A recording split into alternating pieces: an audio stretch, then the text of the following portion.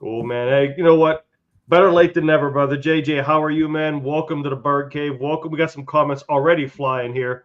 We got some people want to do some Friday night football talk and some Friday night pit, man. How are you, brother? Doing good, man. Anytime you talk about college football, but more importantly, Pitt football and the ACC, man, it's always good. It's a Friday night. It's time to relax, get to talk about the good stuff in college football, brother. I'm just appreciative to be on your show, man. You guys are truly the best, so I cannot thank you enough. Appreciate that. Hey, before we get into it, man, I already saw the score. Shout out to GB and his Avonworth team. They're already up 35-0 in the second quarter, whooping Freeport's tails, if you will, which I did. I'm not shocked. Let's go. Yeah, I'm sure he's excited, man. I know he had some commitments. That's why we weren't able to go on last night. He had some commitments with the Avonworth football team. I had some things come up for work. Everybody just seemed to, So life is a hobbyist podcaster, not somebody who's in is for the money and all that stuff. So things happen. Amen, brother. Yeah. So listen, there's a couple things I want to talk about. Obviously, we're going to get in the Pitt here in a little bit. Obviously, with your knowledge of Pitt, and we got the football playoffs, and we got some recruiting going on. Narduzzi's here out in the playoff field, if you will, doing some heavy recruiting. So I want to start not with Pitt, but just your thoughts on this too, because we've had, when we were talking about on your show, all the coaching movement that's going on in college football with all these job openings, and we were talking about, is it a good thing that, Pitt's not looking for a coach, because it seems there's just a lot of impatience around the country. People just flipping coaches left and right. And I'm going to read something here, because I heard this driving to the gym this morning, that one of the coaches we all thought was going to get canned, yourself, Harry, and I'm sure many others, was Luke Fickell at Wisconsin. Yeah. Come to find out this morning, the athletic director at Wisconsin, Chris McIntosh, I have it up over here so I get my facts straight, he's bringing him back. Yeah. And which is a different strategy, so to say, than what's going on in college football. So obviously they're 2-6 right now, and I think they're 15-19 with Fickell since he's been there. I want to read a quote here, and then JJ, I want to get your thoughts. This is from Chris McIntosh, the AD at Wisconsin. If Wisconsin is going to be competitive as we expect, the support has to be competitive. There's no getting around it. Our people, our fans, they're passionate about Wisconsin football. I'd have it no other way. A successful football program is important to the university, the state, and our lettermen. Our intention is to be, in terms of our investment, on par with those that we intend to compete with. Our expectations are to compete at the highest level of the Big Ten and beyond.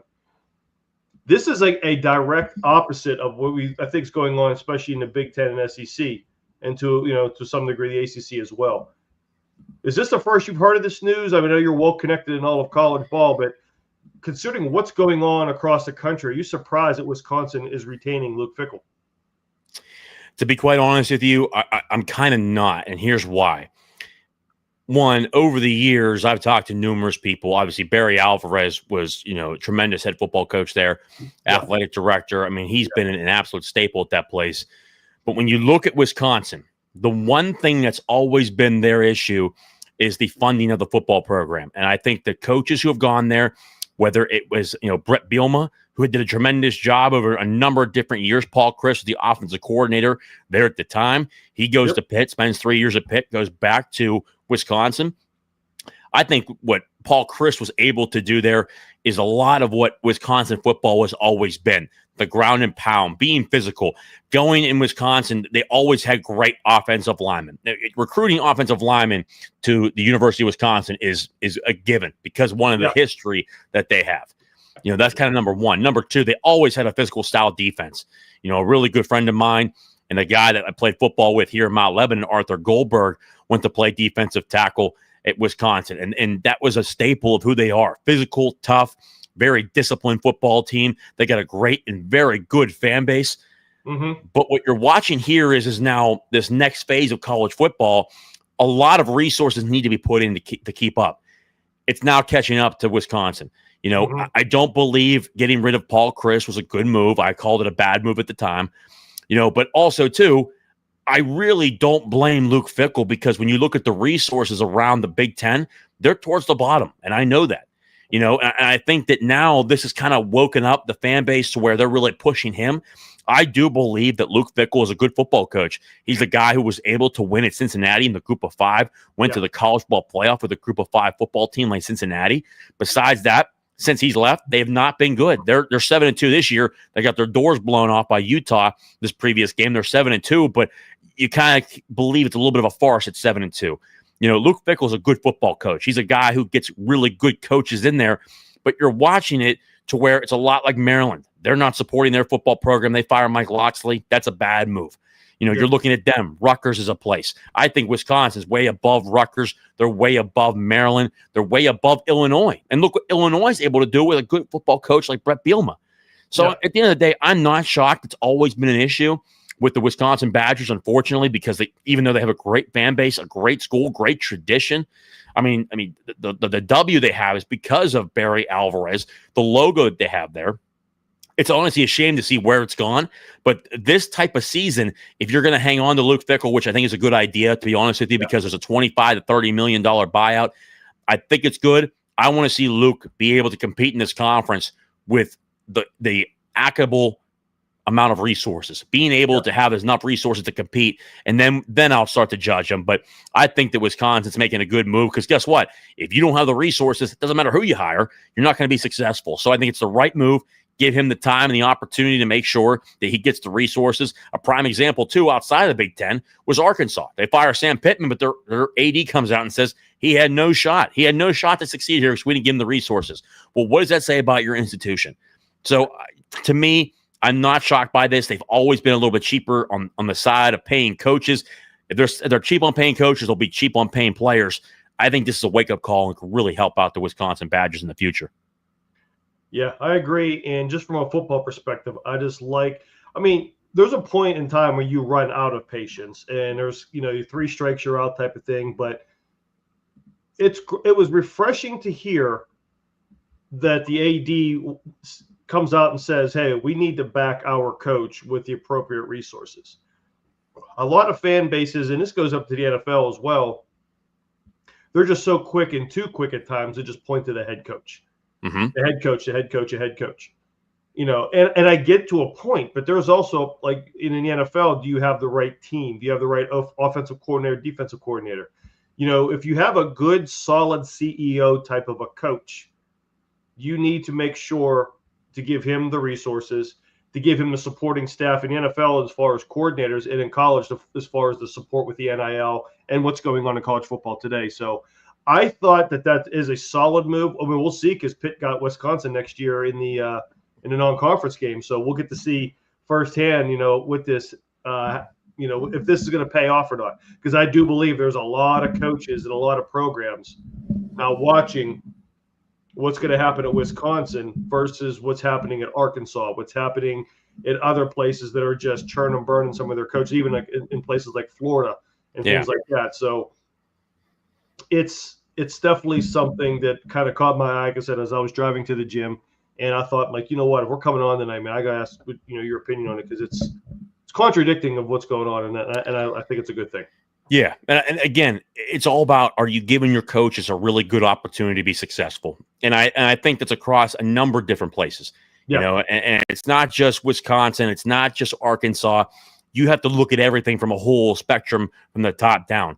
I mean, Auburn, I think, is a very much overrated job because of the donorship that's there, the problems that they've caused over time. They've now had 4 head coaches in 6 years. That's a problem. That's an institutional problem. When you have 4 coaches in 6 years, who I think at the time, when Auburn hired Brian Harsin, I called it a good hire. We all called it a good hire. I mean, he came over from Boise, a tremendous football coach, and then they start this whole facade behind the scenes that he's doing something with another woman, which was not true. It's just, if you're not giving the coach the resources, but you're also causing the coach more problems, you're going to have issues. So these institutions need to start running like a real organization, a lot like the NFL. And some institutions right now are not doing that very well. Yeah. Yeah, I agree. So I agree. We got Michael's already jumping in. We're multitasking here too, and I saw your comment here about the Pitt basketball team. Even though we're talking football tonight too, I love me some Pitt basketball, especially giving you a heart attack and embarrassed.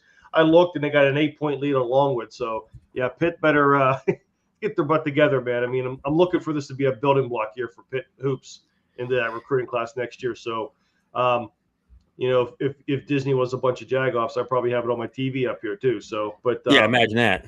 Yeah, imagine that. Man, JP Marvelous, welcome, man. Glad you're here in the cave with us. JP had a question here, and JJ, I want your thoughts on this. I think we touched on this last time on your show as well. And if we can discuss Pitt's chances of landing Sig, and I believe this is where Narduzzi is at the playoff game at Fort Cherry this weekend. And I believe I saw the buses there. I mean, they're putting the all-out blitz on to recruit him, and rightfully so. This kid has the talent to be a two-way player. I agree with your and Harry's initial analysis of him. I think he's a great fit at safety. Yeah.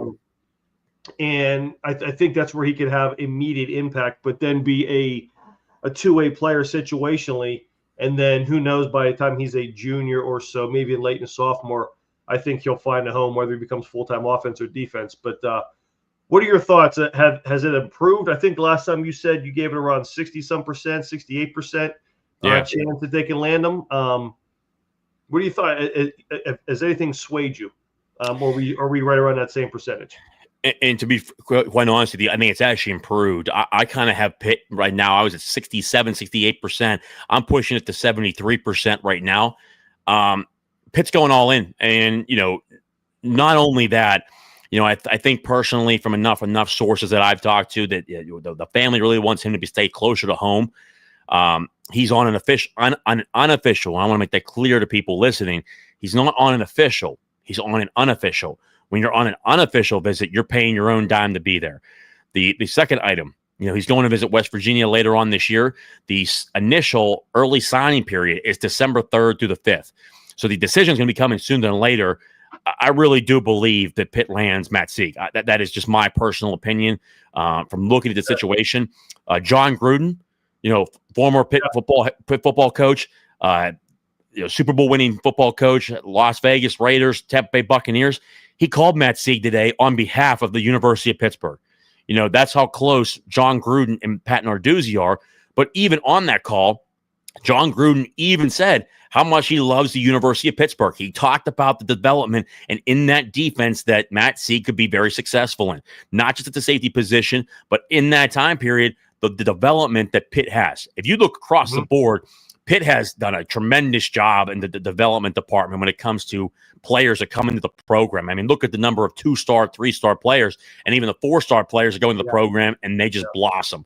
Yeah. And you're looking at it from a number of different perspectives. And to your point, Eric, he'd be a damn good safety, in my opinion. I think he could also play linebacker, but I think he'd be a safety in this system. But also, too, he would have the opportunity to play a slot receiver at the University of Pittsburgh, and Cade Bell certainly loves him. I think he's a perfect fit for Pitt. And I think really in the remote opportunity right now, Pitt is the leading candidate. That is my personal opinion from people that I've talked to. I am confident that they're going to land this kid. I really believe that the family wants him to stay here. I think Matt Sieg wants to stay here. That's just my personal opinion. Yeah. I think Pitt's doing a tremendous job right now, no matter what happens, regardless. Pitt has certainly pulled out all the stops. They're out there. They're taking all the name branding. I saw a comment later on. They're like, they're like Pitt's bringing a truck. Like, no wonder they don't land enough Whippeal players. Well, last time I checked, between the Whippeal, between Pitt, Penn State, and West Virginia, Pitt dominates in terms of how many Whippeal players are on their team. So that comment didn't make any sense. But I can promise you this: Pitt's pulling out all the stops, and there's stuff that there's even going on behind the scenes that even with NIL, things of that nature, that Pitt has been very, very, very competitive. And again, I truly believe that Pitt's going to land Matt Sieg. Yeah, and I believe so as well, because not only is Pitt proving on the field what they're doing, but they're doing it with a lot of young players, a lot of true freshmen. Other than Mason, we're talking about the corners. You're talking about Turner. There's just a lot of excitement that's going to be within the Pitt program in the next few years, and that's kind of that snowball that starts the recruiting process. Yeah, yeah. And if they land Sieg, You never know who they could flip for a transfer portal. That just that positive momentum comes around, and then even the WPIAL players, for the next few years are just gonna, I don't want to say they're gonna follow suit, but it's just a good foundation to build upon. And yeah, and I would be very, very curious to see where he finds a home, because I do think he is somebody who can make an immediate impact as a freshman, and we'll see what happens. So I agree. We'll see. I mean, yeah, definitely got the talent. I've just seen a little bit of tape of him. You and Harry as well know better than I, but he looks He's like a damn good football player, brother. And this guy, again, I've said it for years. I'm a big WPIAL guy. I love the WPIAL players. I love the hometown heroes, and we've got a number of them. And I truly do believe that Pitt's in a really good spot with this, and I think that they've done a really damn good job. It's not, when you got Pat Narduzzi involved this much and ain't being out there, they're looking to close the deal, because it's the final hour at this point, where you've got really 4 weeks remaining until signing period. These kids want to make a shot when they want to make a decision. And I truly do believe that Pitt's done everything they possibly can. And with Pat Narduzzi out there now, the Pitt logo, the Pitt marketing that's out there, how much do we really want to be out there? We're out there to watch you play this football game. We got John Gruden calling on behalf of the University of Pittsburgh. I can imagine there's an NIL perspective from this. Pitt's doing everything they possibly can, and how it's been very aggressive. And from numerous people I've talked to, and even you've seen it on, even to back it up, not just my sources, but look at Carlo Zotko and WPIAL Insider. They pulled out all the stops for this. And I think that, at this point, Pitt has made it very clear that he is a top priority, and they certainly want this kid. Yep. And I wanted to bring this up here, and it was kind of in the middle of your thoughts there as well. But Michael, I believe, is Pitt still playing Wisconsin in the future? I think they just have a home and home sign with them, right? Or is it just a home and home, or is it a 4-year deal? So it's a home and home, but I think right now the Ole Miss deal that's supposed to get done, I think if the Ole Miss deal does get approved officially, I think Pitt will drop that home game with Wisconsin. That away game with Wisconsin, because the home game for Pitt technically will be over in Ireland in 2027. I think next year Pitt will have Ole Miss that first game of the season. It's getting, they're working out the semantics of it. That first game of the year will be Ole Miss. I think at that point they'll drop Wisconsin to put a group of 5 team in there, or knowing Pitt, maybe they're seeing, to be honest with you, I think it's kind of funny they're waiting this long. If Wisconsin's struggling this bad, maybe it's a good idea to keep them on the schedule and count that as a Power 4 win over a Big Ten team. Just my thoughts. It's going to be interesting. If they're not playing well, and Pitt's recruiting very well right now with getting a number of great players. I remember people complaining about Pitt in the recruiting rankings last year. They got 7 guys, true freshmen, that are playing on this team right now, 7-2. If Mason Heinzel probably starts earlier on, they have more wins. They're doing a good job in recruiting and finding guys that fit their system. And it's about finding guys that fit your system. Look around the country where you're picking up 4 or 5-star players. Guess what? They don't fit your system. Now they're firing head football coaches. So, prime example, look at James Franklin. Recruited in the top 15 every single year. He's out of a job. So it's something to keep in mind. But I think that at this point, Pitt's done a good job. I like their class right now, and they're going to look to add a couple more here and there. So it'll be interesting. Yeah, it is about the fit, right? Because look at even in the NFL, you have all these high price free agents. At times they just don't put it together. How long ago with the Philadelphia Eagles were on there? Hey, look at, we're the dream team and things like that. How many years did the Washington Redskins, when they were the Redskins at the time, they would win the offseason, and they just never put together on paper? It's about the and again, you mentioned Penn State. How many times did they win the recruiting, and they get all these 4 and 5 stars, but just as many 4 and 5 stars in high school will fail in college. Just as many first round picks will fail in the NFL. It's about where you go in the schemes, and you're seeing that especially in the pros. Look at all of these reclamation projects in the NFL: Baker Mayfield, Sam Darnold, all these guys that are just going to their second or third team, and all of a sudden they're playing like Pro Bowlers. Yeah, they're not when they first went. It's about the scheme and what they're matched up as. So. And I know we're talking about college, but let me tell you something. I do miss the days of the Washington Redskins, man. Elite uniforms. I love how they honored the chief, the guy they had on, especially the logo that they had on there. I'll tell you what, man. I hope they do a throwback uniform or something, because that was such a great, unique uniform and to honor the Indian heritage. I hope they do something very soon with that, because those uniforms, brother. The days of. You look back like Joe Theismann, even when Robert Griffin III was there, just so unique uniforms.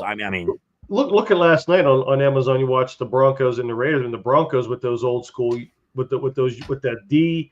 The blue, Yeah, that's just a great uniform. I think the NFL. Before we get back to this, so we have another recruiting NIL question for you, JJ. But I just want. I wish the NFL would just take a whole season and go throwbacks. Or you know what? That's every Thursday night it's a throwback night. I mean, every time if you yeah. play on a Thursday, you wear your throwbacks. I think that would be a really good marketing thing with the NFL, and it would sell a lot more merchandise. A great marketing thing. But guess what? How many people do you think would tune into that Houston Oilers game with those jerseys, brother? I mean, those would be incredible. I would watch if like Houston played Tampa Bay or Houston played Denver. Just to Even see New the England. Look at the New England Patriots. The New England Patriots have up in Foxborough. I love those uniforms. Even the Steelers uniforms with the block numbers. I hope they go back to that at some point, just go brother. back to the I block really number. do. Exactly. So And just how it looks. Bring back that tradition that you always had. Again, I just the uniforms back in the day were just truly special. They were very unique, even with a number. Again, the Tampa Bay Buccaneers had a great uniform there as well. Even Seattle. I love Seattle with the silver and the Yeah, blue and all that stuff. So, all right, back into this recruiting question here. Michael has another question for you, JG. But Miami Hurricanes doing whatever they can to land a top tier quarterback. I hope Heinzel stays. And I know you said this on your show when we talked about this, but for anybody on here that had not seen your comments, I think you've had a conversation with Heinzel's father or people around him. What is your sense on the odds that Heinzel does stay at Pitt for the long term? I would say this very simply. As long as Cade Bell's here, and I expect Cade Bell to stay. If he does not, even then, I would say if Cade Bell stays, about 95% chance that Mason Heinzel's back. If Cade Bell leaves, I would put it at 75% Mason Heinzel's back. That's how confident I am. I think people need to understand that, I've talked to enough people in the surrounding circles. NIL is not the biggest factor. I think that Mason's looking for the right opportunity to continue to grow as a quarterback and to get to the National Football League. And you guys can see this kid's going to go to the National Football League at some point. He has certainly got a lot of intangibles, plenty of different areas he can get better at, but he's got the right head on his shoulders. He's very positive. He's very aggressive. He's very confident. And he loves University of Pittsburgh. And I think that people need to see that. And also, too, how many times did we hear last year between West Virginia fans, Penn State fans, Eli Holstein will be gone? I mean, they paid the guy 1.8, 1.9, allegedly, $1.9 million. I can promise you guys this, they're going to pay the quarterback. That's the number one position. They'll take care of that. I'm not concerned about it. Doug Whaley, University of Pittsburgh, Pat Narduzzi, they'll be very much involved in that. And again, he's not looking for top dollar. He's looking for a fair pay in this market, but nothing top dollar. He wants to be at the University of Pittsburgh. He loves this place. And to prove that to you guys, his dad played baseball at Michigan. Michigan came in at the last minute, offered him a scholarship and wanted him to go there. Where did he go to school? The University of Pittsburgh. He'll be back next year. I sure as hell hope so, man. And I trust your sources, your opinions, and we'll look forward to Baker 2.0 for another year. Yeah. But finishing up this year first. So who would have thought that Virginia, Georgia Tech, and Pitt are now your top three teams in the ACC? What a time to be alive. If we had that on our 2025 ACC bingo card, right? So in Louisville's right behind Pitt. Obviously, they're behind Pitt just because Pitt has a game in hand. So they have to, continue to keep their distance, or else they lose a tiebreaker on this. But 24th ranked in the college football playoffs. I'm going to bring up this here so everybody can see if we do not know what the differences are. The real rankings are out, which on the left is the college football playoff rankings versus the AP 25. And obviously in the AP 25, Pitt is not ranked. I think they got a few votes. Mm-hmm. They got 35 votes in the AP poll, but the one on the left is what matters. And I got a question about the ACC. The one thing that I don't like, I go back and forth with the ranking of Notre Dame. Now, I said on your show as well, I think Notre Dame is one of the three best teams in the country, and you could argue Indiana is in there as well. But I said Ohio State, Texas A&M, and Notre Dame, and I can also make anybody can make a case for Indiana the way they're playing right now. I'm looking at just the eyeball test. That's why I do think this is a huge, huge opportunity and a huge game for Pitt in Saturday. I don't like how far down Miami is from Notre Dame, 8 spots lower, and then they beat Notre Dame. And does that mean is Notre Dame now too high? Is Miami too low? Is it the recency bias, right? Because Notre Dame lost the first 2, Miami's lost 2 of their last 3. Is what does that really say in your opinion? Of what the College Football Playoff Committee thinks of the ACC in a whole? Before we get into some Pitt stuff and some other ACC talk, I think it's a bad look, to how they treat the ACC. I think there are some teams in the top 10, the top 25 of the SEC teams, like Tennessee, should not be ranked. When you see up there, Ole Miss, understandably, I understand why they're there. Texas A&M, I think, should probably be number 2. I think Indiana should be number 1. Ohio State potentially number 3. But at the end of the day, look at a number of teams across the board. Head-to-head wins have to mean something. And I understand that, the 2 losses that Miami has had, SMU, I think that's a bad loss for them. The other loss that Miami had was, who am I missing here? They had a loss to Louisville. 7-1. That's a good loss. I mean, if anything, Miami should probably be still in the top 12 to a top 11 because it's got to be closer to Notre Dame. And I understand Notre Dame's won 6 straight games, but they almost lost to Boston College last week. Yeah. I mean, that was an 18-10 game and very close game before it was 18-10. It was, 12-10 at one point. They continually miss field goals. I'm excited to see how Notre Dame is able to decipher the surface of Acrisure Stadium, the comments of the surface of Acrisure Stadium, if you can imagine. Because obviously it's like playing in Iraq, I guess. So, the turf monster is real at Acrisure, bro.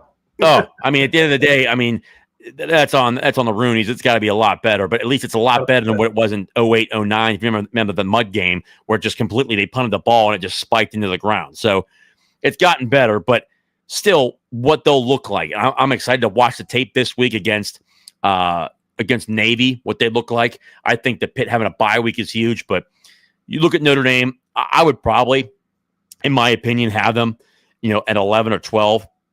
At the same time, though, I don't mind where they're at. I think Miami should be closer to them.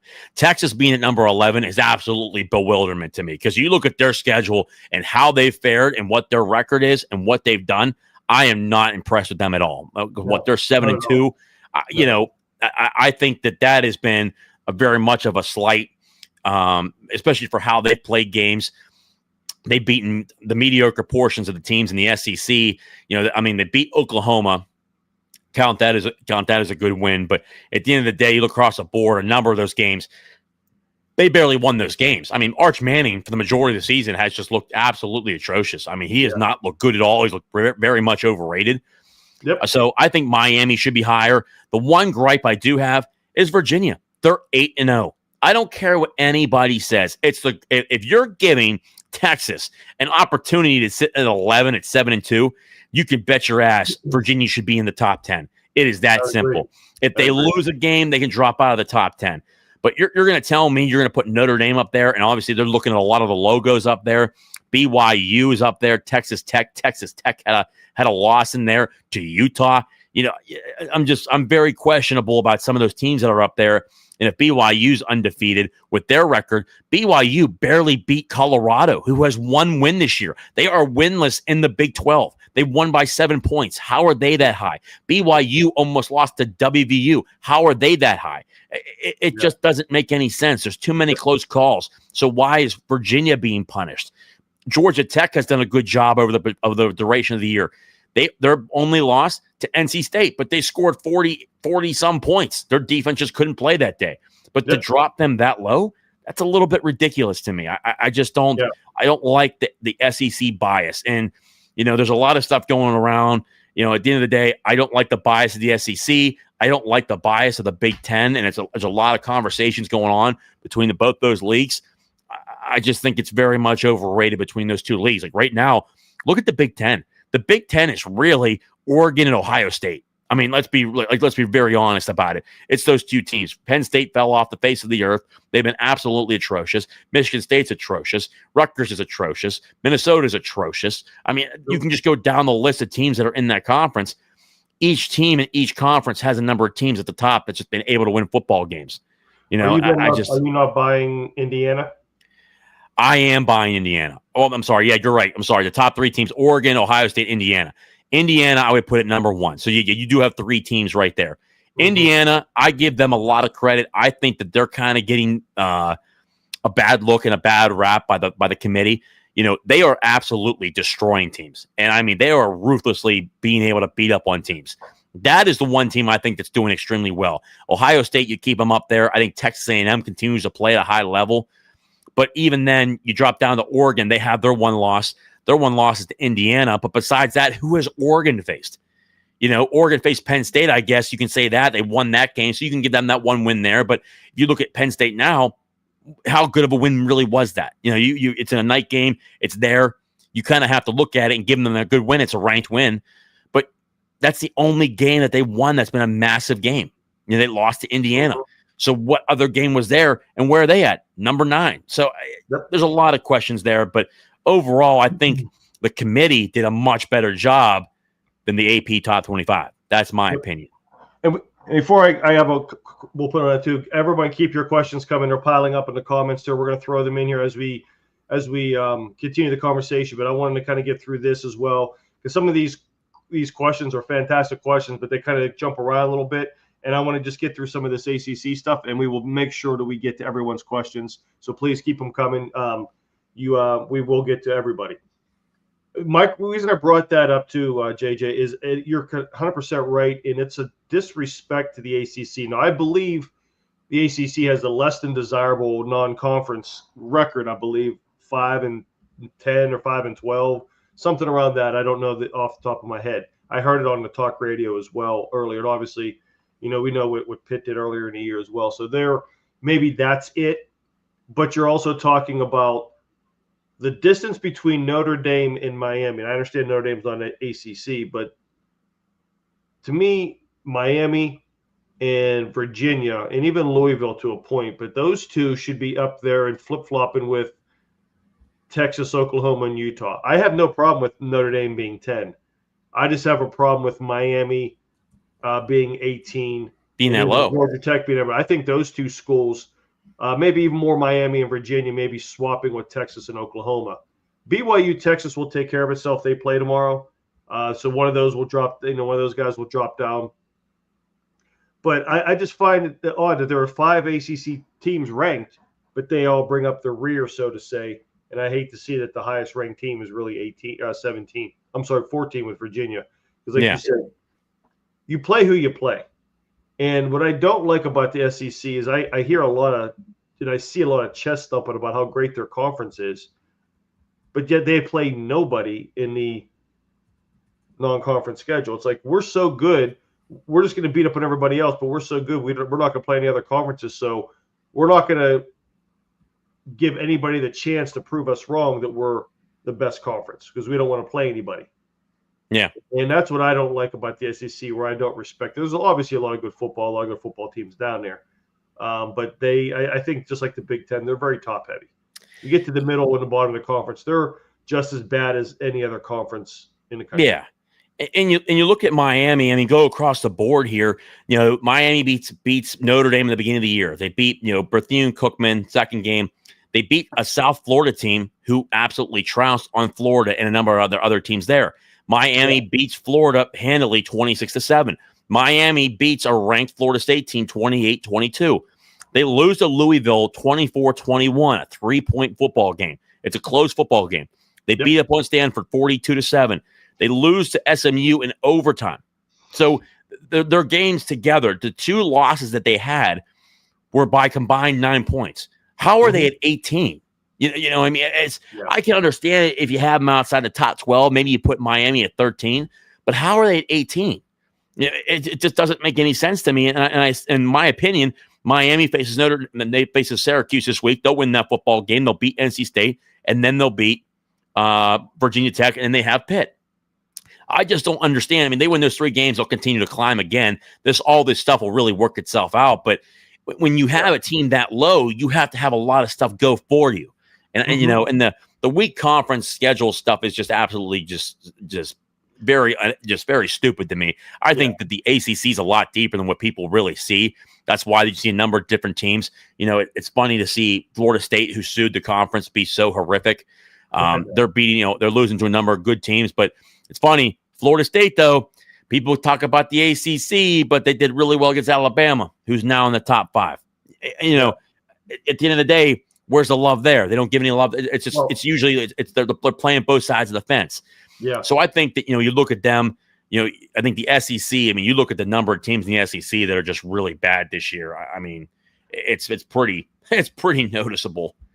Yeah. You know what it is? It's also, they will dog the ACC for having, the 2 and 3 losses, basically cannibalizing each other. Yeah. In the ACC, that's a problem. In the SEC, that shows conference strength. Yeah, it shows, the bottom of the conference is doing how good the conference is. But in the ACC, it's like, well, look at NC State beating, top tier teams, and things of that nature. So it's talking about outside both of their arses, both sides of their arses. And you look at the SEC here, which is pretty unique. Again, Arkansas 0-5 in the conference, 2-7. South Carolina 1-6 in conference, 3-6. Because their out of conference schedules are absolutely cheap. South Carolina was about they were about this far away from beating Bama. Yeah, if Sellers doesn't fumble, they might be able to run out that clock, and they beat Alabama. Yeah, and you have Auburn 1-5, 4-5. They just fired their football coach. Arkansas fired their football coach. South Carolina on the verge of firing their football coach. Auburn fired their football coach at 4-5. Kentucky on the verge of firing Mark Stoops.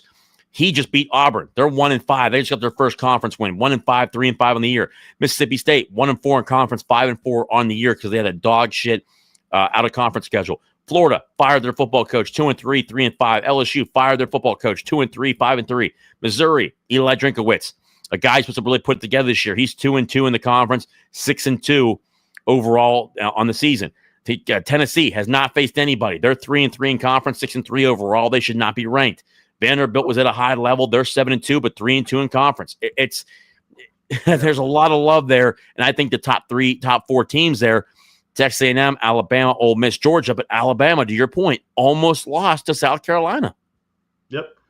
Michael, JJ, I don't know if you want to hear this. Michael has a good comment I want to bring in now because it's a really good and relevant on this. Before I make I have a dream scenario for the ACC for the college football playoffs. I want to run by everybody.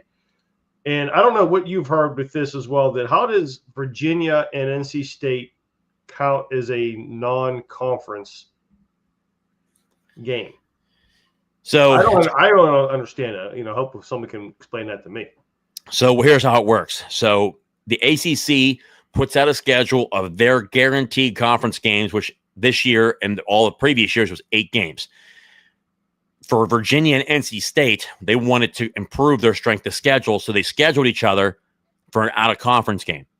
So you are allowed to do that as 2 ACC opponents. So what they did, they already had all their 8 games. They said they're not facing each other, so they're like, you know what? Why don't we, because one, you have to find a team in that week that matches up that can actually play you. Probably one of the better options was NC State. For NC State, it was probably Virginia. Hey, let's play a Power 4 game out of it, make the strength of schedule better viewership. They played as a non-con game. So for Virginia, it was lucky because they lost that game, but they scheduled it as a non-con game instead of a conference game.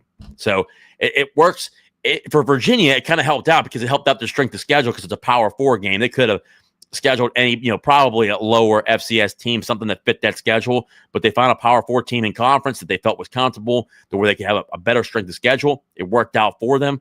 And it really, in that perspective, it's probably crazy to think about that. But if you imagine North Carolina 2 years ago, North Carolina and who was it? North Carolina and I want to say North Carolina and Syracuse had a non-con game like that as well. It is not very, it does not happen a lot. It's very rare it happens. But when you heard of that, exactly. But in that week 3, there's probably only so many teams that have an open week. So somebody clearly canceled on their schedule. There is a non-con game that probably didn't happen. So they had to find somebody. You run out of options of who you could put on there. So that's probably what they did. Okay. No, understand. Okay. Well, hey, I was today years old when I learned that. So that's awesome. That was awesome. Okay, so I was thinking about this, and I heard something similar on this on Dusty and Danny in the morning that I listened to on my way to when I go to the gym. I think they're a really, really good knowledge of college ball from a national level and things like that. So, and you mentioned this about a team that's kind of low and how they need to climb up, and a lot of things need to happen. Mm-hmm. I think really, and obviously that's where Pitt's at. And I think this is really the best case scenario for the ACC. And yes, I'm going to be a homer a bit for Pitt. But in reality, if you think about it, the ACC should be rooting for Pitt for this. Mm-hmm. The first two, everybody get your ACC football bingo cards out, and we want to see if we can hit all of this. Obviously, we want and need Pitt to win out, right? Yeah. I can't even go one show without this stupid thumbs up bubble. I don't know what happens with that, but Pitt wins out, and I think and Virginia wins out. Okay, and that's your ACC championship game, Pitt and Virginia.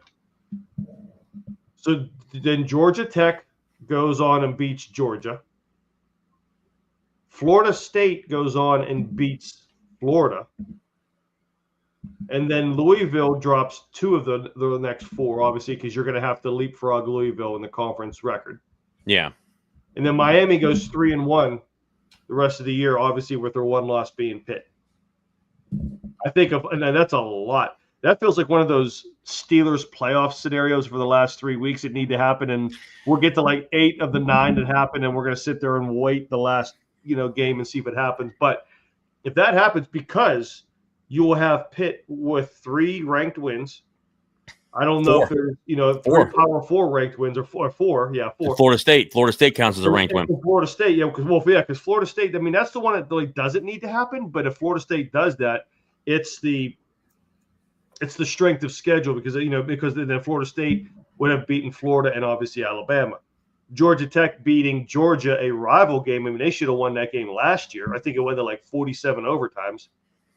So if Pitt beats Georgia Tech, they beat Georgia. That only strengthens Pitt's schedule as well. I'm sorry, their strength of schedule as well. Yeah. So that's a long list of bingo cards, if you will. But if that happens, I also think that no matter who loses, like if Pitt ends up winning and say Virginia loses, their second loss is, I don't know, maybe a 38-31 game against Pitt in the championship game. I think Virginia could possibly still squeak in as well. Mm-hmm.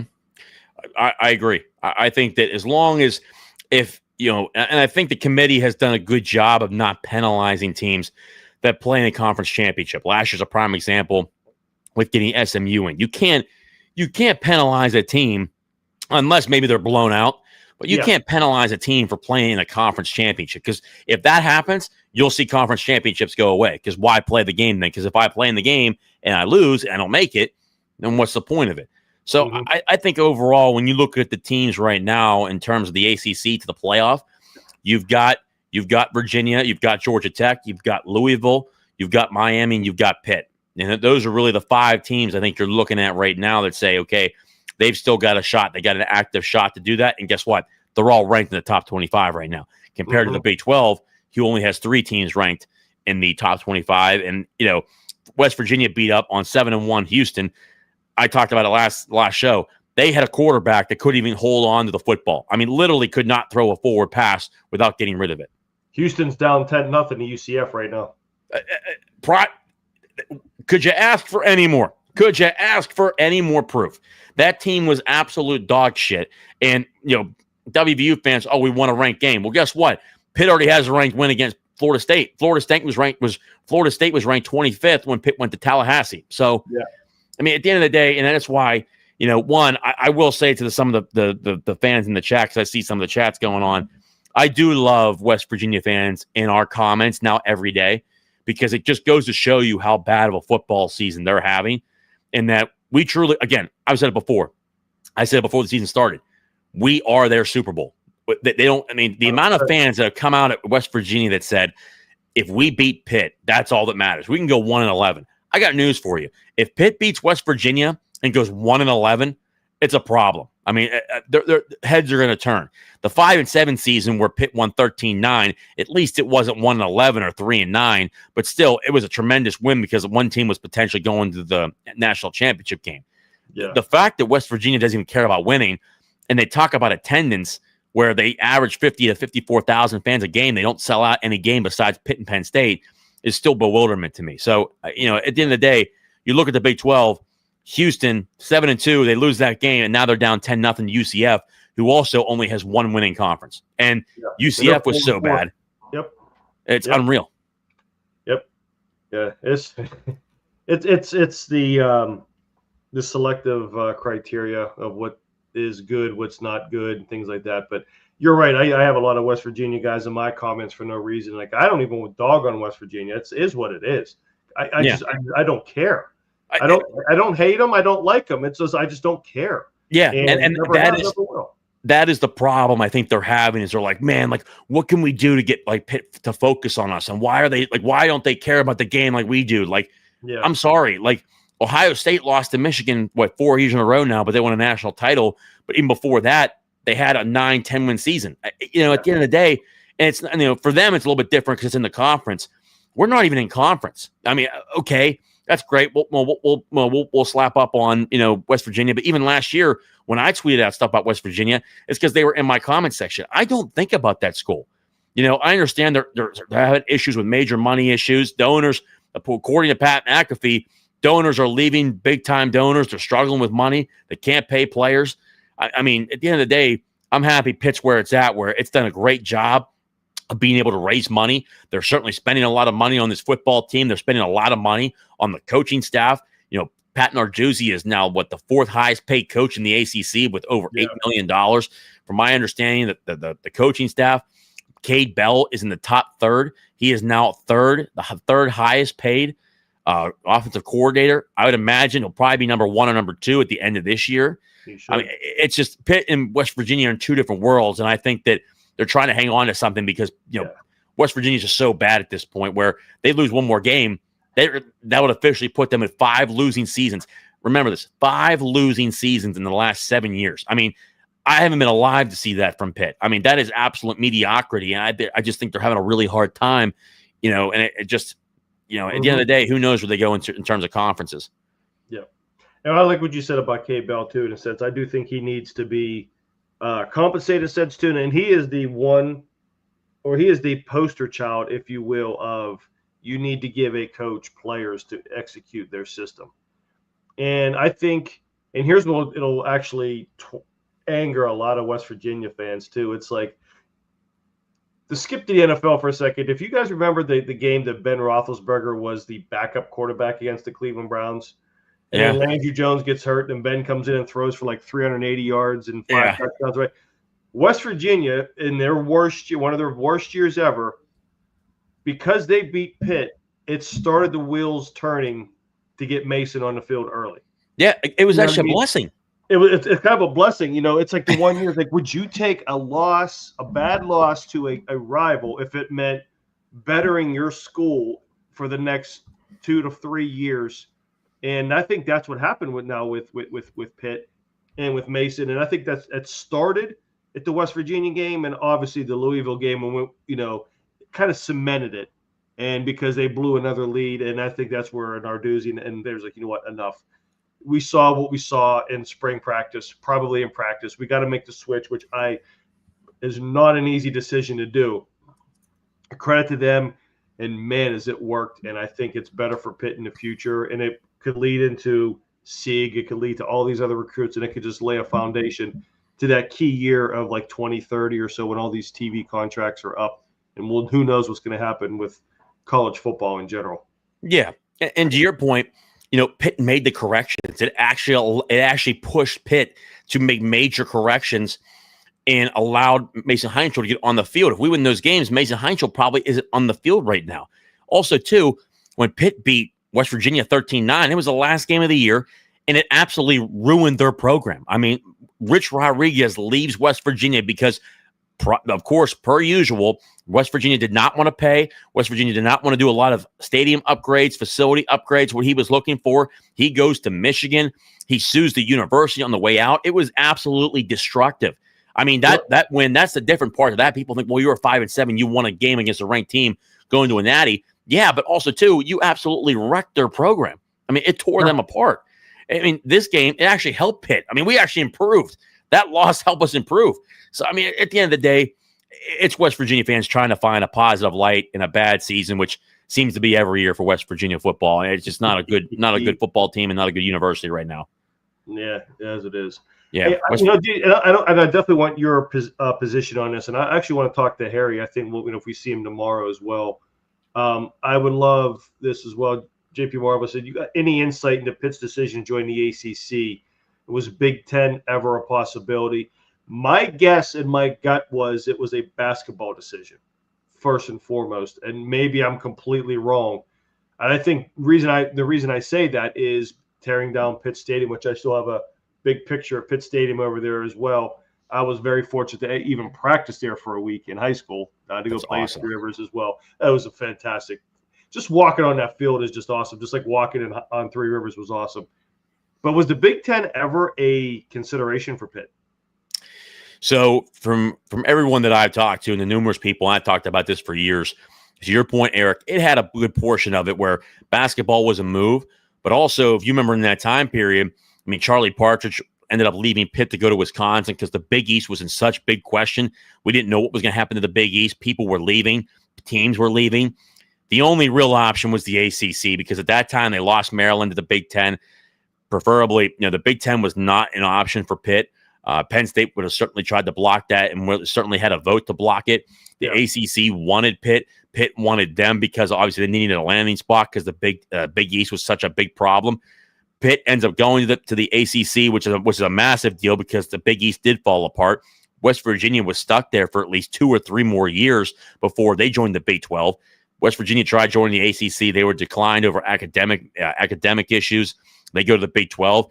For Pitt, it would have been much worse for them to go to the Big 12 with all the travel and everything that goes on with that. But really, the Big 10 was never an option. Like right now, the Big 10 is just not an option. When Kevin Warren was there, he talked about adding a lot of the corner teams. Pitt was very much involved with that. I've had my own say in terms of being able to talk to the Big 10 and trying to get in there. I've talked about Pitt potentially taking a 30, 40, even 50% share, giving the other 50% between the other institutions, or sweetening the pot for Penn State and saying, hey, out of the 50% remaining, we'll give you guys 25% and then the other 25% to the other schools. You just take a less of a share, a lot like what Maryland did and what Rutgers did. Yeah. But in a way, it could really help out Pitt in the long term where they have a 5-year deal. You're basically in the negative for 5 years, and then you restructure it. A lot like what Washington did. Washington joined the Big Ten Conference on a 30% stake. So they get to renegotiate at the end in terms of 2031 when they get a full share. Oregon is only getting 30%. The same thing goes for USC and UCLA. They're all getting minute shares. Now, the biggest thing with UCLA and USC was the one that was really invited. UCLA jumped on board because they're so far in the red. They're $130 million in the hole.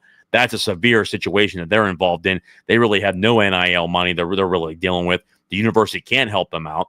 But I think that Pitt just does not have an option with the Big Ten right now. I haven't heard anything to say that they have an option there. I think that their best bet is to stick with the ACC if something does happen. But also, too, from my understanding, the Big Ten has talked about private equity, and people are probably wondering right now, well, why hasn't the Big Ten moved with private equity? They've talked about it.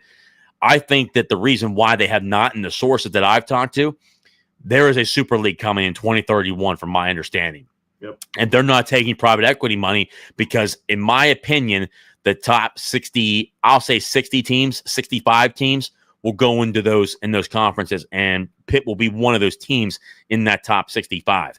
Because I think at the end of the day, you look at the conferences right now, there's teams like Rutgers that should not be in there. You've got teams like Michigan State that's falling pretty quickly. You've got teams like Minnesota that should not be in there. Arkansas should not be in there. Mississippi State should not be in there.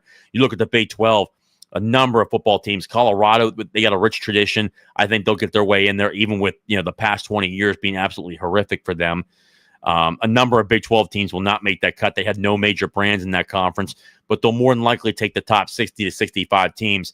And I would put, really, if I had to put a number on Pitt, I would say Pitt's probably in that 35 to 45 range, in my opinion.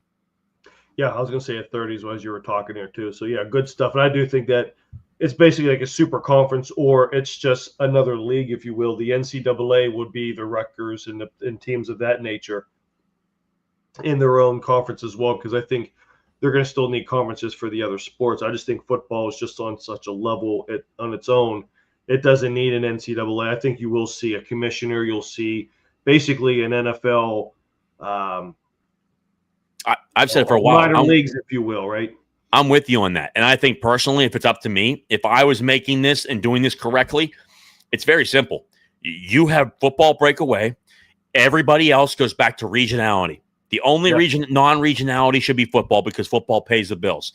Everywhere else, the Pac-12 should come back, put all the teams back in the Pac-12 for all non-revenue sports. The ACC, everything goes back to the way it was. Regionality, everything goes back to the way it is. And then you can have an all football, non-NCAA. It breaks off. It does its own thing, because these schools cannot keep up with the amount of travel that's going on right now because of the costs they're overrunning. USC and UCLA talk about it all the time. James Franklin completely complained about it at Penn State all the time. You just can't do it. Yeah, it's not. All right. Oh, I know. David H. Hail to Pitt actually had a question here. Oh gosh, a little while ago. What time were we here? About a half hour ago. I told me to get to it. It's kind of a fun question here. And any thoughts to the Boomer fans who gripe over Pickett sitting out of the Peach Bowl by discussing the hatred for him and brought us ACC championship?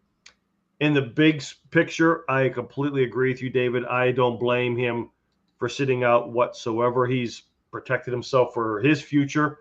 In the now, you want him to win to get Pitt, the win. You want to cap off. I mean, he had the ACC championship game, but you want to cap off that season with a bowl win.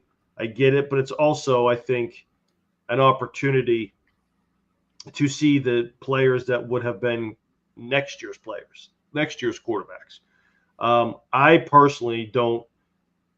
The only way I would have a problem, even as a teammate, of a player sitting out, is if we're in the playoffs. Yeah, that's the only time. If it's a meaningless bowl game, let's face it. I get there's bowls that they have, the paychecks, right? If you're not in the playoff system, there's bowls that provide you a heavy paycheck for your school.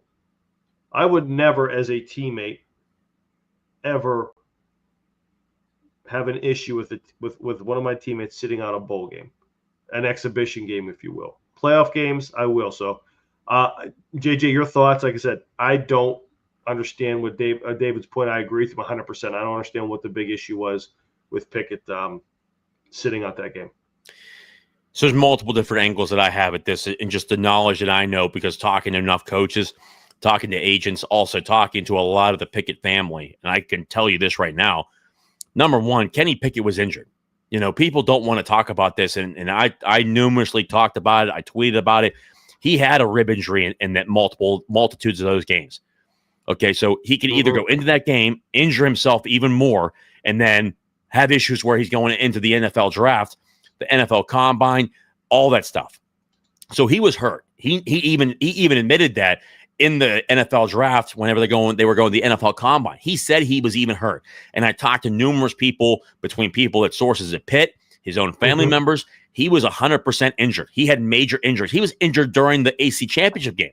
I mean, you saw him walk off the field every drive, and he was literally grabbing his ribs. He was on the sideline grabbing his ribs. I don't have a problem with it. If it was me personally, I'm a person where I would never want to sit out, and I'm a team guy. I want to play with my brothers. If something happens to me and I get hurt, guess what? I will live with it, because guess what? Those are the guys that I wanted to play with. Yeah. But guess what? And to Brian Thompson's point, it's been 4 years. Get over it. That guy gave us an AC championship. He was a Heisman finalist. I mean, at the end of the day, he was injured.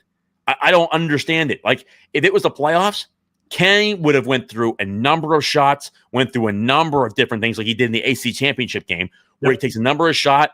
I don't want to say allegedly pills, painkillers. He would have played. The boomers who get upset over it and just say, well, he should have played. Well, at the end of the day, no offense, Nick Patty was one of his dear friends and gave him the opportunity to play in that football game to earn him a starting spot. And by the way, if Nick Patty plays that game, guess what?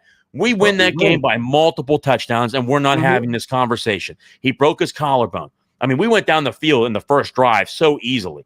And even in that game, we had a lead because of how well the defense was playing. I think that the Boomer situation, thanks. It was annoying at a tailgate to hear him being slandered. Yeah.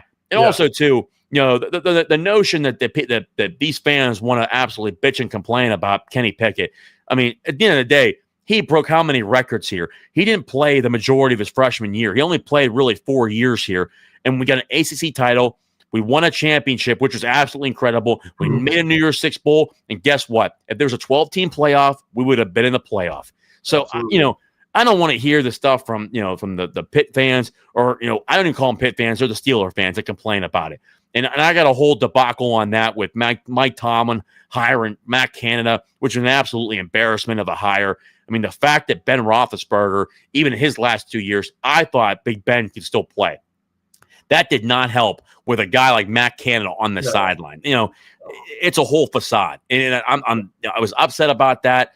Pitt fans, under no circumstance, should ever boo that guy, should ever be upset with that guy. He put his body on the line for Pitt. And I talked to his family members. I've talked to his teammates. You talk to anybody. That guy was a tremendous leader. After the Western Michigan game, when the world was falling, myself included, I was calling for the firing of Pat Narduzzi. That guy called an all-player meeting, and he said, this is not the same shit with Pitt. We are not going to be the same team. We are not going to do the same shit like we did every single year. We're going to buckle down, and we're going to win football games, and we're going to win a championship here. And he did it. So the boomers who complain about it, never played a game in their life, is absolute bullshit. That guy deserves as much credit. He's a great kid, was a tremendous leader here. And if you talk to anybody, even Jordan Addison, even on draft night, begged the Minnesota Vikings to draft Kenny Pickett. Yep. I just, the whole facade of Pitt fans kill me with that stuff. He played his ass off for Pitt. He did not have to play that bowl game. And if Nick Patty plays that game, we win by multiple tutties in that game. Yeah, it is. And David, thanks for bringing it up. I mean, it is, if you have to sit through a tailgate for that, it's, I understand, when we talk especially about the Steelers, and I get that's a completely different issue, completely different thing with Tomlin. I understand everybody's gripes with Tomlin, but it's the way that people gripe about it where there's not an appreciation, because you can appreciate for Mike Tomlin, you can appreciate what he has done with the no losing seasons, being competitive. The man's only coached in one football game in 19 years where he has not been in playoff contention. Yeah. You can appreciate that, and you can also criticize the hell out of him for the shortcomings on the field. Mm-hmm. Especially in the playoffs. You can 100% do both. And the fans that criticize him, that don't appreciate him, that's what I have the issue with. Kind of like what David was saying. You could criticize Kenny for a multitude of things about his game, about anything else. But if you don't appreciate what he did for Pitt, then you're a special person, and you can just go sit in your own corner of the tailgate and have fun. Yeah, it's the same fans that complain about the games at Pitt and then don't show up to the games. I mean, to Brian's point, I mean, it's just an honest way to just try to find something. No one tore up the turf at Heinz Field in the KP legend. Yeah, amen. Yeah. I mean, how can you not be appreciative of what we went through? And again, the downslide after that, we were ranked in the top 25 to finish both years. We were ranked 13th in the country to end that year. I just, at the end of the day, be very appreciative of what we're there. If anything, get upset at Heather Lyke and Pat Narduzzi for not buying into NIL to help us continue that trend from 23, 24, and 25. Because 22, we beat UCLA and we were ranked in the top 25 to end that year as well. So at the end of the day, you can't blame Mark Whipple. You can't blame Kenny Pickett. You can't blame Jordan Addison. You can't blame the offensive line. They did their job. And I'm beyond thankful. And I know enough of those people, and I know his family. They're great people, and they are diehard Pitt people. Diehard. That was such a fun few years to watch, especially the Pickett Addison years, the championship. It was just such a fun team to watch. Oh, in And I'm just very 2021. thankful that I got to witness that. Yeah, in 2021, there were games that like we would turn on the game and be like, okay, we need to score 45 or 50 points. I mean, it was so electric. I mean, we were scoring at will against Tennessee. If you remember Georgia Tech, we scored like 50 points in the first half against Georgia Tech, down at Georgia Tech. I mean, we were just throwing the ball at will. Lucas Krull, Tayseer Mack, Jordan Addison, Izzy Abanikanda, Rodney Hammond. You had the offensive line, Jake Cradle, Blake Zubovic, Carter Warren. I mean, you had Kalijah Cansey. The amount of D1 talent, but the first round picks was just ridiculous. See, and yeah, exactly. It's the only reason we lost by a couple points. And we talked about this, Brian. If he plays the whole game, we win by 2 tutties or 3 tutties. I was in Atlanta to watch that game. I agree. So I want to move on a couple of things here, and Brian, I appreciate this one as well, too. And I want to get, as we close out some of this here, we're about an hour and 5. But I want to bring up the Notre Dame game here for a little bit, talk about this. And please, and for this last little segment, we want to hang out here with JJ. Any question about anything about with Pitt football, that's just throw it all over the place. It doesn't have to even be about this year. Anything that you have about Pitt football, any questions whatsoever, bring him in here. Let's make this last little bit here a little fun here. But the Notre Dame game, I am really looking forward to it, other than it's a ranked college football playoff game at Acrisure, which I believe is the first one in this new college football playoff thing. Yep. The fact that I'm going to be there, and I cannot wait to – I'm definitely going to come over and hang out with JJ over in the tailgate there. I'm in the Champions garage. That's the only one, I think, parking pass I found. It was not $500. Yeah. So I'm going to get down there. I'm hoping to meet a whole bunch of you over there. Again, I know JJ said it many times about coming up and meeting him. I'm even easier to approach, man. I want to hopefully crack a brew with everybody, have a good time at this tailgate. I second that. Eric is the best. No reason why anybody doesn't walk up to Eric. Easiest person in the world to talk to. Walk up to him, grab him. He's a football guy, through thick and thin, hardcore Pittsburgh guy, Pittsburgh Steeler guy. Go up and say hello to him. That's right. I want to definitely do some beers. I'm going to bring, you know what? I'm going to bring down some really unique beers down there for us to do. And if everybody's watched the Bird Cave and doing some beer reviews, let's do a couple live ones, because that's a stupid thing. Let's do a couple live ones down there. I'll have my phone on me. If you guys want to be on the Bird Cave on some shorts, let's go ahead and let's do this. And let's get on there. Let's talk about. Wait, mine doesn't pop up at all. Oh, you get everything. I can't get anything. I get nothing. Do I get the StreamYard super package? I guess I don't know. Your initial thoughts of this Notre Dame game, and then we're going to talk. There's a couple other comments coming in here too, but initial thoughts. I know we're going to talk about this a lot on your show on Sunday night, and you're going to lead up to the week. Your initial thoughts as far as what Pitt needs to do against Notre Dame. So that's a great question, and number one. For me, the number one aspect of it is the quarterback play. And I think Mason Heinzel gets back to being who he is, and no turnovers in the red zone, no fumbles. That's number one. The quarterback play has got to be impressive. Number two, and I think possibly could even be number one in my opinion, because I'm a diehard from the front to the back. Control the line of scrimmage. If you control a line of scrimmage, you will win this football game, offense and defense. If you can block and keep your quarterback upright, you will win this football game. You were able to create space and get people off the ball and be able to run the football, you'll win this football game. If you can, whichever team stops the run will be able to win this football game. If Pitt proves again that it can stop the run and make Notre Dame one-dimensional and make them try to throw the football, Pitt's got a very good chance to win this football game. And last but not least, number 3, penalties. For the love of God, if we can keep it under 6 penalties and not 12 or 13, if you see 12 or 13 penalties, I even say even more than 7 penalties, this team's not going to win the football game. Be disciplined. It's called controlled aggression. In between the lines, in between the whistles, be an absolute animal. Take someone's soul out there. I don't care who you have to hit. Find a referee, hit somebody. Hit your mother. I don't care who it is on the field. If she's on the other side of the field, somebody hit somebody. Tackle somebody, right. Exactly. But when the whistle blows, stop. Don't do anything aggressive. Don't do anything outside of that. Where outside the whistles, play within the rules of the football game. Play a clean football game. Make sure you're playing by the rules, by the book. And this team has got a real good chance to win this football game. I truly believe with the guys that are coming back, I expect Rasheem Biles back. I expect Kyle Lewis to come back and play. Cruz Brookins should be back to play. Desmond Reed will play in this game. He's made that very apparent here very quickly. He will play in this game. Jaquirin Boozy-Turner will be back. Kenny Johnson will be back. Jaden Moore will be back. It's all there. It is there. It is the fact of whether this team wants it enough or not. It is all there. They will be prepped. They had a week off for this game. Notre Dame is playing Navy this week. They're only going to have a week to prepare for Pitt. Pitt will have 2 weeks.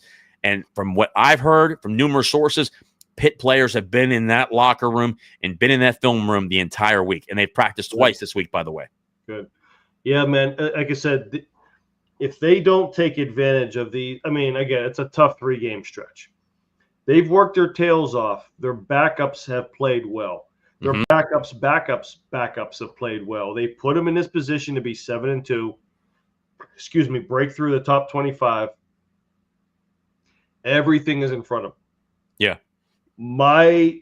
If you guys have watched on JJ's pod, when we do the film breakdowns, I've highlighted, and I know everybody agrees, it's not something that I uniquely see. Everybody sees it. The aggressiveness of this defense, from the defensive line to the way the secondary comes up and hits, and it's a very high-level attacking defense, which is a Narduzzi staple. Yep. My only word of caution is Notre Dame is a team that can take advantage of that. So what you said was that controlled aggression. If they can do that, keep the same intensity, but not get beat on play action, misdirections, things like that. That's the only thing that I'm fearful about with Notre Dame. Love with his cutback running ability, things of that nature. I think the only thing, well, not the only thing, I think one of the major things that could get Pitt and bite him in the tuchus or in the butt are these big plays from misdirections and things like that. They keep that under control. What you were saying, they keep the penalties where they need to be. It seems like Pitt's sweet spot is like that 6 penalties. They get in 6 and under, they're in a game, they're dominating a game, and they're doing well. Yeah. Anything above that, it just seems like the shenanigans start. Yeah. So if they do that, and we'll get more into this next week. We'll start with your show on Sunday night and throughout next week. But I think at a high level, if they do that, it's that controlled aggression. Keep, be emotional, get jacked up, but simmer down a little bit and play under control, play within the scheme and the game plan. You're right. I think Notre Dame is the best of the 3 remaining games, but I think Pitt matches up very well with Notre Dame because it's like that pro-style team. Notre Dame's a little bigger than they are, but Pitt's faster. And I like that matchup. Give me speed all day. I'm with you on that point where certainly Notre Dame has the size, but to your point, they run a pro-style offense, and I've watched the tape. I've watched it numerous times. I hate that not, just the difference between when Cignetti was here compared to Notre Dame is that Notre Dame has a lot more talent. But the fact is, it's a lot like what Frank Cignetti ran. It truly is. They're running a pro-style West Coast type of offense, timing routes. They love to go through play action. They love to be in the shotgun, show a little bit of option, being able to have crossing routes, being able to be involved in timing routes. They want to run the football. I mean, if they can truly, and the strength of Pitt's defense in the Narduzzi scheme is to stop the run. If they stop the run, this football team has a serious, if not favorability, to win this football game. And I watched the tape against them last week against Boston College. Pitt is going to be amped for this game. It is going to be loud in that stadium when Pitt's on defense, man. There's going to have the crowd behind them. The Panther Pit is going to be rocking. I've said, let the thunder roll. Let these people scream, jump. I know Brian will be there. Me and him will be in the same section. Me and him, and especially his sons, Kendrick and Henry. Let me tell you something. We are screaming. I mean, let me tell you something. I leave those football games. I don't have a voice. That's why I don't do the post-game show. I mean, it is that serious. I mean, but I'm just so excited. Like a sign interpreter to do one of those then, so you could just. Oh, dude, I'm gonna be on the screen after our post show one time going. Hey, I'm gonna learn some of that, man. My daughter's taking sign language in college. I'll have to learn some of those, and I'll get some. I'll be your interpreter a little bit. But hey, this is a good question coming from Brian as well too, JJ. I don't know if you know this, but will AD and Gruden speak to the team pregame? Do you know? Yes, and I will tell you this. Can somebody get a camera, please? Oh man, I swear to God, to this day, Eric, I will reveal this story only on this show, and I will do it only on this show.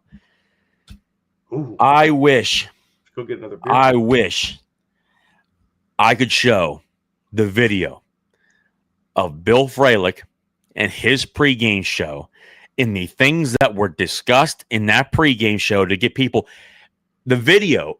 I thought Narduzzi was going to run through a wall. I mean, literally, the players, I mean, it was just pure aggression.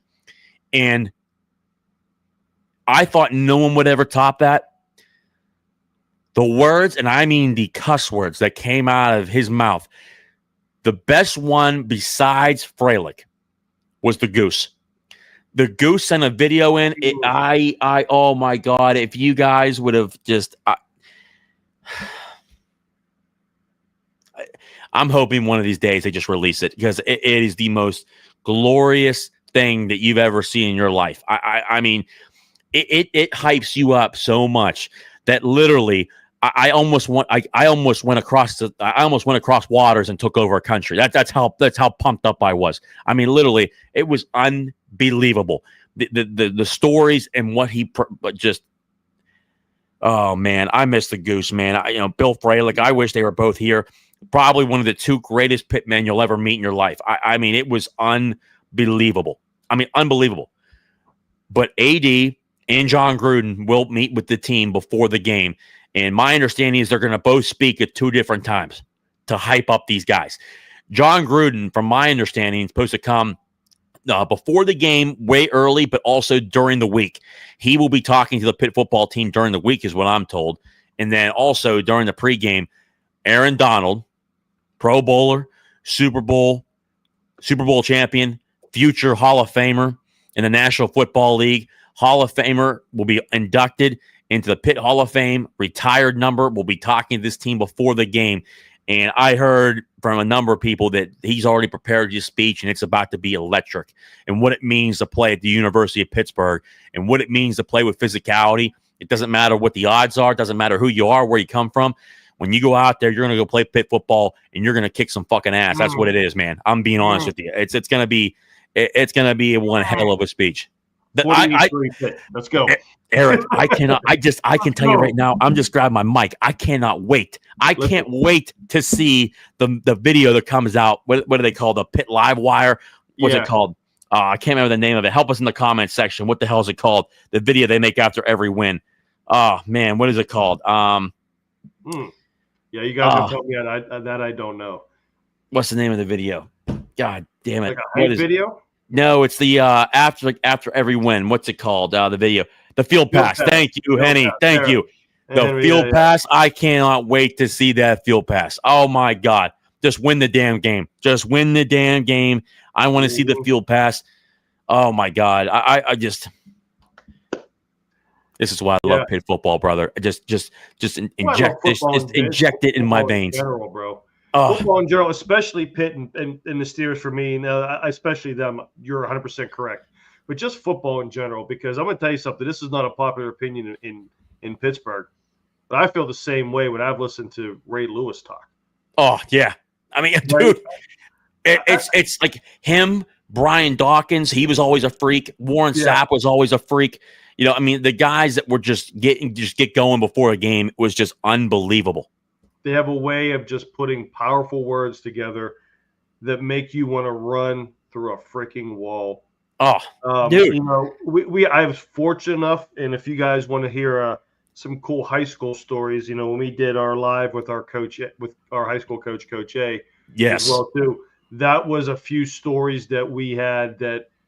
We joked, was like, yeah, coach, we wanted to we to this day, we would run through a wall for you. I was like, well, actually, we probably maybe kind of walk through it. The knees are a little buckling and stuff. But, but I was fortunate enough to have that in high school.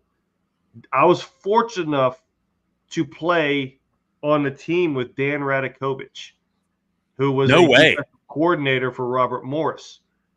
I remember, and I'm going to tell this story as well, and anybody that's, fans from Robert Morris back in the first few years of the team, and look like my camera's getting all messed up for it here, is we're sitting there and we were having a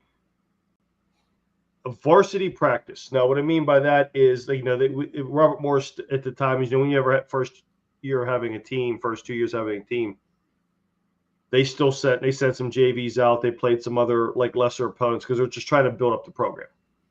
And I don't know why. Let me see here. I don't know why my camera's gotten all fuzzy on it. Give me a second here. There we go. There you go. There we go. We had a tight end. Awesome tight end we have. His name was Greg Bussey.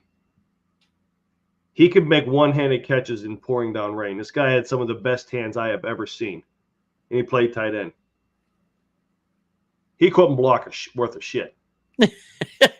And we are in shorts, helmets, shoulder pads, just up practicing. Dan Radakovich, God rest his soul. If you guys don't know, he has a Super Bowl IX ring with the Steelers. He was their O-line coach. He has coached in many, many years of the NFL and things like that. We're sitting there, and it was sprinkling. It had just got done raining a little bit. It was sprinkling. We had 3 receivers that were part of the rotation, kind of like the starting receivers. So we were off on our own thing. We were going over some techniques and some other things with our quarterbacks and with our OC and everything. We look over to our right, and this is where this motivation comes in, JJ.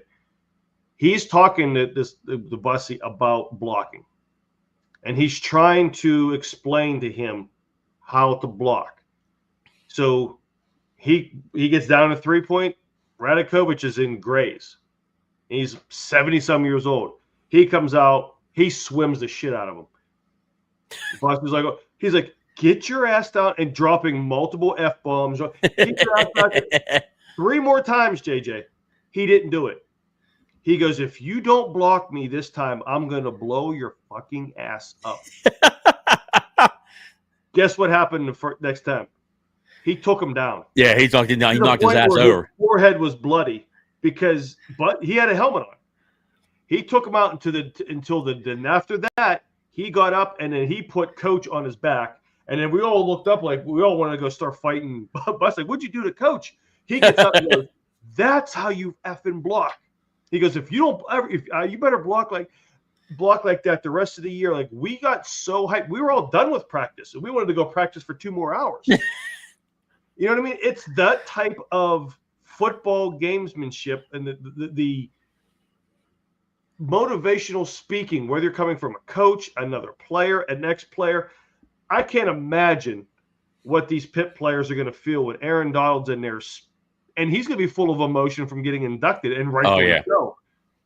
John Gruden has a way to just talking to people. Oh, man, I can't wait. I want to see it bad. Yeah, I mean, whether you think he's a good coach or not, the man knows the X's and O's, obviously, and he can talk. Dude, that's why I'm so high on Will Howard, just because of the fact of how he talked to Will Howard on his little Gruden camp. I'm like, Will Howard's the next Tom Brady, just because of the way he's talking to Gruden. I'm like, Jesus, probably not the case, but I'm like, Jesus Christ. But yeah, that's going to be I feel so good about the Pitt players for just being able. Listen, I hope they obviously win, but win or lose, just the fact that they can experience that as the players, that is awesome. That's going to be something that they're going to remember for the rest of their lives, probably more so than what's going to happen in the game. Just those experiences with those men. It's going to be unreal. I mean, we literally right there circled the wagons, brother. John Gruden, Aaron Donald, Tony the Goose Siragusa, Bill Fralick. I can't wait. Watching Siragusa on that Man Cave show he used to do, man. I used to dream I want him to come do my Man Cave. Oh, dude. I mean, even the Hard Knock stuff they did. I want restitution. I got locked in a bathroom. I want restitution. He was awesome, man. He was awesome, bro. But yeah, listen, it's going to be fun. I look forward to sharing a beer with everybody on Saturday. This is going to be a long time coming. I was supposed to be at the BC game, but there were some other shenanigans that happened. But hey, I cannot wait to meet everybody who's going to be down there. It is going to be electric. I'm going to be down there so early. I'm going to beat you down there, bro. I'll probably just come over and meet you at your 7 a.m. spot. Oh, I brother, want to make sure I I don't can't. get skipped on this damn parking garage. That's all. Oh, brother, I cannot wait. It's gonna be electric. I mean, this is gonna be the game of all games. And I can tell you this, guys, if you've not gotten your tickets, go on to Pitt's website. There's some tickets remaining left with no markup at like $88, $90. There's some, I think there's only 1,200 tickets remaining on StubHub, Wow. Ticketmaster, everything. That's it. It's gonna be they're probably gonna be between 65, 70,000 people there. It's gonna be one hell of a game. If you can get your $88 tickets, but you'll be paying $500 for parking, you may want to just get yourself an Uber service. Yeah, or just take the T. Take the T and get it down there. Take the T, absolutely. Park at Carnegie, wherever it is. Take the T, do something. Park at Green Tree, walk through the tunnels.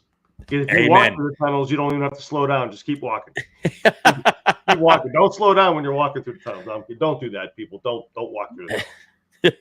I heard down the bird cave. I was walking through the tunnels. Yeah. Oh my God, I would die. I would die, man. Hey, listen, man, this has been fun. We're about an hour and 25 in. Listen, I could probably go longer than that. It's Friday night. I got shit to do, but I got to get up early. Got to do some stuff, man. But I appreciate everybody. See if we got a couple more comments. If any other comments in here that's worth bringing up. All great comments. Thank you guys so much. Let's see. Dues. Yeah. We're revisiting this with Adam. Yeah, he's definitely pulling out the red carpet for Sieg. Hope 100%. He lands them. That would be 100% great. Marvelous with bringing back with the A&M on top three. I agree. Listen, that's why I said A&M is their quarterback's actually putting it all together this year. They're a great team. We'll see what they do this year. Let's see. Well, yeah, Michigan shouldn't be ranked, honestly. Probably right, Michael. I think that goes back with the same thing with Texas. I think they're up there just because of their name. Yeah, I agree. That's what it is. So, gentlemen, this has been a fun time. JJ, I always cannot thank you enough for stopping in. Looking forward to the conversation on your show on Sunday night. So a lot of people already know how to find you, but if the people that don't, how can they find you on your socials and on your pod? You can find me on Twitter at JJ_Kitchen40, I believe is what it is. I actually have to look that up. I don't even know anymore. I barely even know my own Twitter account anymore. It means time to change the name. Oh, dude, I'll tell you what, man. What a time to be alive, kid. You know what I mean? And I have a suggestion for you to change after you give people your socials. That's what it is. JJ_Kitchen40. And then, of course, Talking College Football with JJ Kitchen on YouTube. But also, you better be subscribed to the Bird Cave. I mean, because this is, I maybe go on 4 shows, on my free time. And this is one of them. Subscribe to this show. Make sure you go watch the video where Eric and GB talk about all of their history with their head football coach, going through all the stories. I watched it. It was absolutely incredible. I cannot urge you enough to subscribe to it. Watch it. The stories are incredible. Make sure you go and do it because obviously I'm beyond appreciative of you, Eric. Coming on this show, it's a true privilege. That's why I'm excited to always jump on and talk ball with you, especially for the high level that you played at.